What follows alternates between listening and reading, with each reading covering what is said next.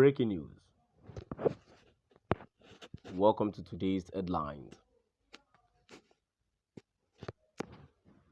After offering amnesty to Boko Haram, Buhari labels terrorist group as fraudulent. After offering amnesty to Boko Haram, Buhari labels terrorist group as fraudulent. To my dear listeners, from wherever you're listening from, please stay tuned as I read today's news.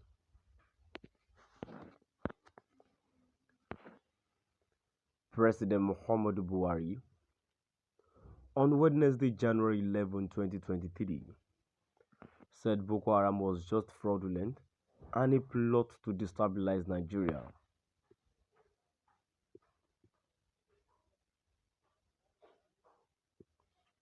The president stated this on Wednesday, January 11, 2023, when he hosted members of the Catholic Bishops' Conference of Nigeria, CBCN, at the State House in Abuja.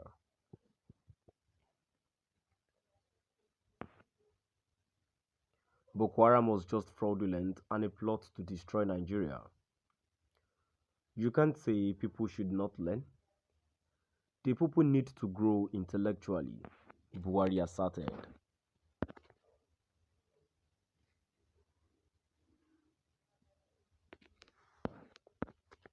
He told the delegation that the gains recorded in security will be further consolidated, promising that more attention will be given to the economy before the May 29 handover date.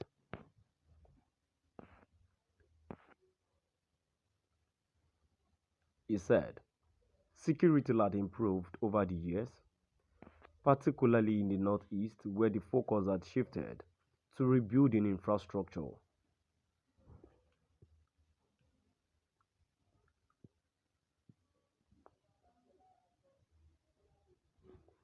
The president said during his visit to Borno, Adamawa, and Yobe State, the people confirmed the situation gets better since 2015.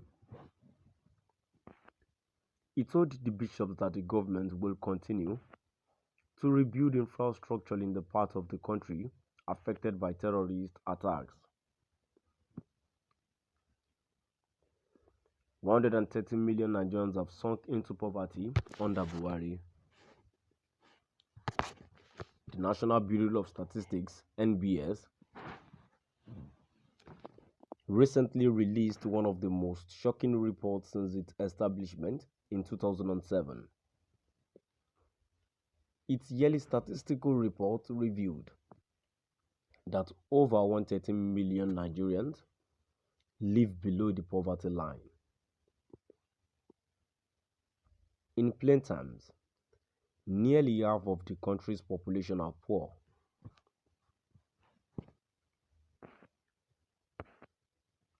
The report by the NBS raised countless mixed feelings and burning questions among local and international analysts, who marveled that had the gigantic figures despite the country's extensive oil wealth. The discovery of oil in Nigeria in the 1950s was predicted to be the watershed moment that was supposed to usher the country into a period of advanced infrastructural and human capacity development.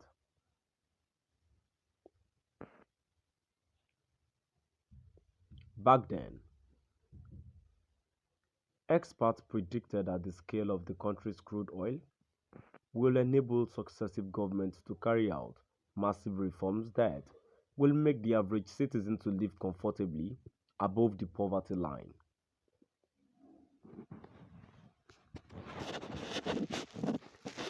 It is, however, said to note that after decades of crude oil sales, the country will still wallow in the abyss of economic uncertainties. A brief look at the data available on the website of the National Bureau of Statistics shows the unemployment rate in the country is at 33.3%. This clearly demonstrates that even with its oil wealth, Nigeria still has one of the highest rates of unemployment in the world.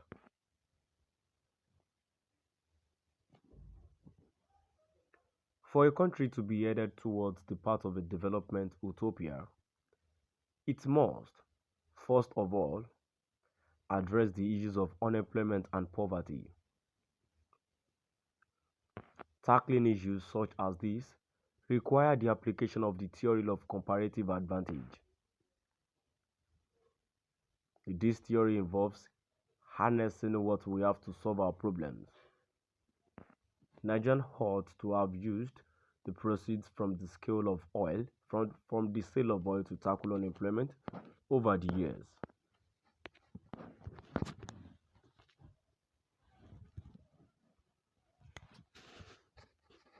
Corruption, political instability, and other factors have prevented the country from achieving developmental long-term goals.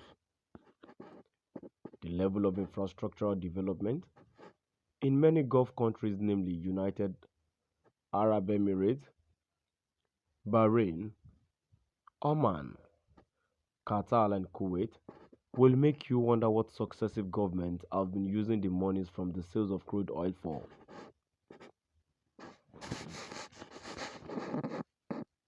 Analysts have narrowed down the root cause of the problems that Nigeria has been facing since the discovery of oil to bad leadership.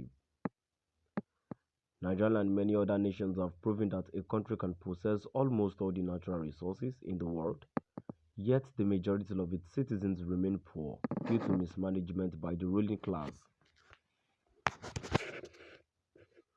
Experts have tabled various solutions to the difficulties that are bedeviling the country. At the top of the mountain of possible panaceas to the economic woes of Nigerians sit good leadership and diversification of the economy.